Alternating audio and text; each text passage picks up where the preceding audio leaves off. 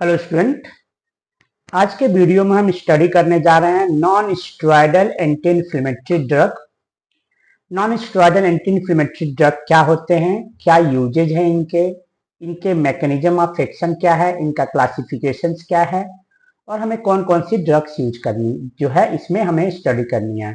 तो non steroidal anti inflammatory drug, इसी को हम शॉर्ट फॉर्म में बोलते हैं एन से नॉन, एस से स्टेरॉयडल, ए से एंटी, आई से इन्फ्लेमेटरी और डीएस से ड्रग्स। तो non steroidal anti inflammatory drug are a class of drug that relieve pain, reduce inflammation, pain को रिड्यूस करता है, दर्द को कम करता है, रिड्यूस इन्फ्लेमेशन, इन्फ्लेमेशन को कम करता है। इन्फ्लेमेशन क्या होते हैं? रेडनेस, स्वेलिंग हो जाता है, उसको इन्फ्लेमेशन कहते हैं। अगर हमारे बॉडी में कहीं भी रेडनेस और रेडनेस के साथ स्वेलिंग हो गया है तो उसको हम इन्फ्लेमेशन बोलते हैं। And bring down A high temperature, और फीवर अगर हो गया, टेम्परेचर बढ़ गया है बॉडी का, उसको हम क्या बोलते हैं? फीवर बोलते हैं। तो उसको भी ये कम करता है। NSAID are used to treat a wide range of conditions such as headache, sir दर्द। ये जो है वाइड रेंज ऑफ कंडीशंस, बहुत सारे जो है कंडीशंस है उनमें यूज होता है ये, जैसे कि हेडेक हो गया, दांत दर्द, टूथेक दांत दर्द हो गया, फीवर हो गया, इन्फ्लेमेशन हो गया, जिसमें कि अर्थराइटिस या ऑस्टियोआर्थराइटिस कंडीशंस में हो जाते हैं। तो इनमें जो है यूज करते हैं इनको ठीक करने के लिए।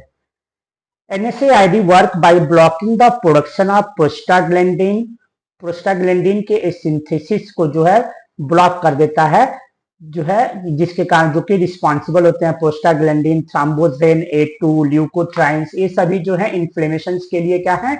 रिस्पॉन्सिबल्स हैं। इनके सिंथेसिस को जो है NSAID जो है वो ब्लॉक कर देता है और जो है अब रिस्पॉन्सिबल होता है क्या करने? फीवर और जो है इन्फ्लेमेशन को कम करने के लिए। तो NSAID work by blocking the production of prostaglandin, thromboxane A2, leukotrienes, जो कि केमिकल मैसेंजर्स होते हैं that are responsible for the pain and swelling of inflammation and conditions, जो कि रिस्पॉन्सिबल होते हैं पेन के लिए, स्वेलिंग या इन्फ्लेमेशन के लिए जो है ये रिस्पॉन्सिबल होते हैं। NSAID are analgesic that do not have CNS effect. And हमने जो पिछले वीडियो में जो है नार्कोटिक ड्रग्स का पढ़ा था जो कि एनाल्जेसिक्स थे, बट वो जो क्या कर रहे थे? CNS इफेक्ट शो कर रहे थे हमारे जो है CNS में, ब्रेन पे जो है एक्ट कर रहे थे। जबकि non steroidal anti inflammatory drug होते हैं, एनाल्जेसिक तो होते हैं बट इनका CNS इफेक्ट नहीं होता है। Most of the non-steroidal anti-inflammatory drug are irreversible inhibitor of cyclooxygenase। Most जो एंटी इन्फ्लेमेटरी ड्रग हैं वो क्या है? इरिवर्सिबल जो होते हैं, inhibitor of cyclooxygenase enzyme. Cyclooxygenase enzyme जो है हमारे बॉडी में पाया जाता है, जो रिस्पॉन्सिबल होता है फॉर्मेशन ऑफ प्रोस्टाग्लैंडिन्स के लिए, इनको जो है इरिवर्सिबल इनहिबिट कर देते हैं। Thus they prevent the formation of prostaglandin and result in decrease in sign and symptoms of pain and inflammations. The selective blockage of COX-2 reduce the risk of peptic ulceration.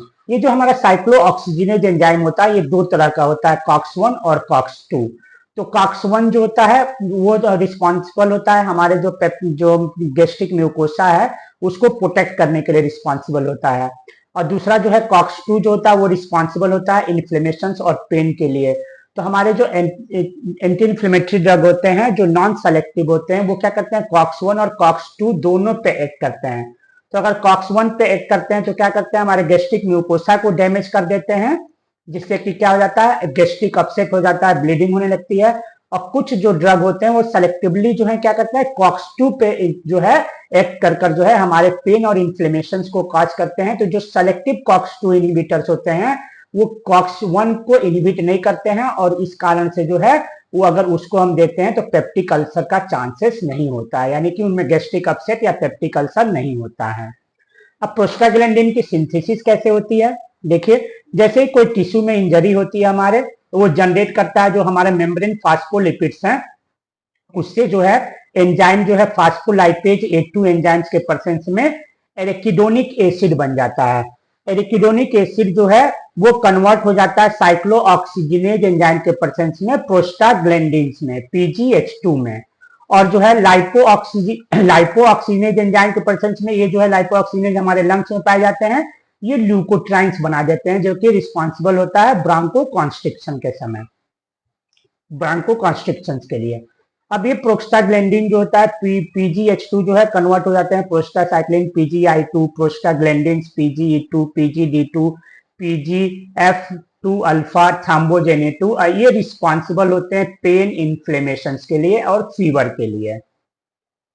जो steroid होता है वो जो है ये फास्फोलाइपेज A2 को inhibit कर कर जो है एंटी इन्फ्लेमेटरी एक्शन शो करता है, जबकि जो है एंटी इन्फ्लेमेटरी ड्रग जो होते हैं NSAID एंटी इन्फ्लेमेटरी NSAID जो होते हैं वो COX-1 और COX-2 को इनहिबिट करके जो है एंटी इन्फ्लेमेटरी या एनाल्जेसिक इफेक्ट शो करते हैं।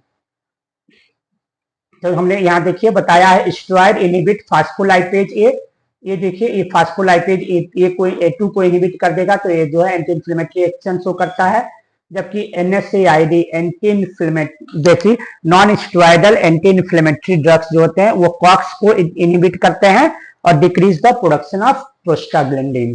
प्रोस्टाग्लैंडिन जो होता है रिस्पॉन्सिबल होता है इन्फ्लेमेशन, पेन एंड फीवर के लिए, तो जो NSAID जो है ये जो है इनहिबिट कर देते हैं अगर कॉक्स को, तो हमारा प्रोस्टाग्लैंडिन की सिंथेसिस क्या हो जाती है, डिक्रीज कर जाती है, जिससे कि पेन और इन्फ्लेमेशन जो होते हैं वो क्या हो जाते हैं, सिम्टम्स जो होते हैं कम हो जाते हैं। COX-1 जो है हमने बताया था कि ये कॉक्स साइक्लोऑक्सीजनेज दो तरह के एंजाइम्स होते हैं COX-1 और COX-2। तो COX-1 जो होता है प्रोटेक्ट गैस्ट्रिक म्यूकोसा को प्रोटेक्ट करता है कॉज जो गैस्ट्रिक म्यूकोसा को प्रोटेक्ट करता है, और COX-2 जो होता है क्या होता है responsible for inflammation and pain, और ये पेन और इन्फ्लेमेशन को क्या करते हैं, ये COX-2 जो होते हैं पेन और इन्फ्लेमेशन के रिस्पॉन्सिबल होते हैं, और COX-1 जो होता है प्रोटेक्टिव म्यूकोसा को कॉन्टेक्ट करता है, प्रोटेक्ट फ्रॉम गैस्ट्रिक अपसेट।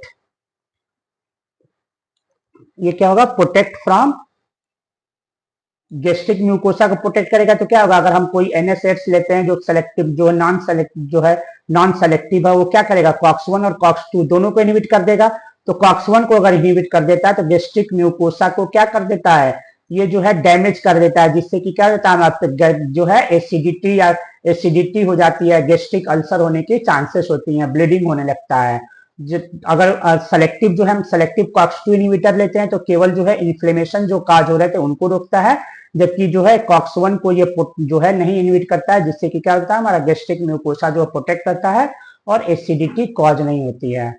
तो ये protect gastric upset PRO protect gastric, COX-1 जो होता है हमारा गैस्ट्रिक जो है अपसेट को प्रोटेक्ट करता है या गैस्ट्रिक म्यूकोसा को जो है प्रोटेक्ट करता है। क्लासिफिकेशन देखते हैं, क्लासिफिकेशन पहला जो है non selective COX inhibitor. Non selective COX inhibitors में कौन कौन से आ जाते हैं, सेलिसिलेट्स, एक केमिकल जो है स्ट्रक्चर के बेसिस पे इनका क्लासिफिकेशन किया गया है, salicylates, sodium salicylate and aspirin. दूसरा हो गया हमारा anthranilic acid derivative mefenamic acid and निक्लोफिनेट। थर्ड हो जाता है एराइलिक acetic acid derivative diclofenac aceclofenac. Propionic acid derivative ibuprofen, naproxen, ketoprofen. Oxicam derivative में पिरोक्सीकेम, टिनॉक्सीकेम। पायरोल डेरिवेटिव में कीटोरोलेक। इंडोल डेरिवेटिव में इंडोमिथासिन। पायरेजोलोन डेरिवेटिव में फिनाइल ब्यूटाजोन एंड ऑक्सीफेनब्यूटाजोन। दूसरा हो जाता है सेलेक्टिव COX-2 इनहिबिटर, यानी कि ये जो होता है सेलेक्टिवली COX-2 इनहिबिटर को इनहिबिट करता है, केवल COX-2 को इनहिबिट करता है, COX-1 एंजाइम्स को इनहिबिट नहीं करता है। सिलिकोजिब एंड रिसिकोजिब, अगर इसको हम देते हैं पेन या इन्फ्लेमेशन में तो ये गैस्ट्रिक अपसेट कॉज नहीं करेगा। प्रिफरेंशियल सेलेक्टिव COX इनहिबिटर, ये क्या है, प्रिफरेंशियली जो है COX-2 इनहिबिटर्स होते हैं, यानी जनरली जो है ये COX-2 को ही इनहिबिट करते हैं, COX-1 को जो है बहुत हल्का फुल्का जो है इनहिबिट करते हैं। Preferential selective COX-2 inhibitor nimesulide and meloxicam. Fourth हमारा हो जाता है क्लासिफिकेशन में analgesic antipyretic with poor anti inflammatory activity, यानी ऐसे ड्रग जो एनाल्जेसिक पेन को भी सही करते हैं, पायरेटिक मतलब टेम्परेचर, बॉडी का टेम्परेचर बढ़ना, तो एंटीपायरेटिक यानी बॉडी के टेम्परेचर को कम करते हैं, फीवर को हमारे कम करते हैं, विथ पुअर, और जो है ये इन्फ्लेमेशन को भी कम करते हैं। इसमें क्या हो जाता है हमारा पैरासीटामोल, इसी को हम क्या बोलते हैं, एसिटामिनोफेन भी बोलते हैं। तो ये याद रखिएगा, कभी कभी जो है हमारे जीपेट या और अदर एग्जाम्स में जो है पैरासीटामोल जो है ना पूछकर जो है एसिटामिनोफेन नाम दे देता है, तो इसको याद, दोनों नाम याद रखिएगा, पैरासीटामोल को ही हम एसिटामिनोफेन भी बोलते हैं। तो ये रहा हमारा एनएसएस के बारे में जो है हमने जो है, और प्रीवियस वीडियो जो बनाया था उसमें हमने आइबुप्रोफेन और मिफिनेमिक एसिड का जो है डिटेल जो है क्लासिफिकेशन, स्ट्रक्चर और सिंथेसिस बताई थी। तो ये एंटी इन्फ्लेमेशन में हमारे जो क्वेश्चंस आते हैं कि एंटी जो है non steroidal anti inflammatory drug क्या होते हैं, इनके क्लासिफिकेशंस क्या हैं, और सिंथेसिस जो होती है पूछती आती है आइबुप्रोफेन या मिफिनेमिक एसिड की, बहुत ही इंपॉर्टेंट है। तो इसमें जो अक्सर जो है ये जो क्वेश्चंस पूछ ही दिया जाता है कि क्लासिफिकेशन बताइए जो है anti inflammatory, non steroidal anti inflammatory drug के, और सिंथेसिस जो है आइबुप्रोफेन या मिफिनेमिक एसिड की। तो ये सब सारी टॉपिक हमने कवर कर लिया है, और आप लोग जो है इसकी तैयारी कर लें। ये जो है हो सकता है कि इस सेमेस्टर में जो है आपके जो है ये क्वेश्चंस आपको मिल जाए।